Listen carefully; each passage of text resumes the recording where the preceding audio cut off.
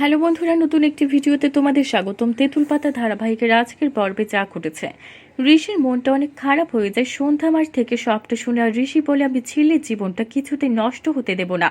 আমি ওকে একটা সুন্দর জীবন উপহার দেব, কখনো একটা বাজে লোকের হাতে পড়তে দেব না। এদিকে ঝিল্লি বিয়ে করতে যেতে রাজি হয়, কিন্তু সে যে যায় না। এটা শুনে রেগে যায় সৎ মা, রেগে গিয়ে থাপ্পড় মারে আর জোর করে সাজিয়ে নিয়ে আসে। আর এদিকে ঋষি বের হয়ে পড়েছে ঝিল্লিকে বাঁচাতে। আর ঋষি বিয়ের অনুষ্ঠানে পৌঁছে যায়। আর এদিকে ঝিল্লির বাচ্চাদের কথা খুব বেশি মনে পড়ে যায়।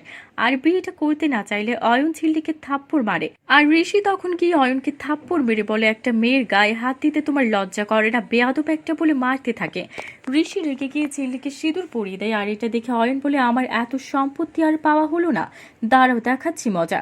এই বলে ঋত্বিকার ছোট মেয়ে মানে নিজের মেয়েকে সিঁদুর পরিয়ে দেয়। আর এটা দেখে ঋত্বিকা বলে, এটা তুমি কি করলে অয়ন? বলে, আমি তো ঝিল্লিকে বিয়ে করতে চেয়েছিলাম খালি সম্পত্তির জন্য, সেটা তো হাতছাড়া করতে পারি না, তাই ছোট মেয়েকে পরিয়ে দিলাম। কি হবে এবার সবটা জানতে সাথেই থাকো। ধন্যবাদ।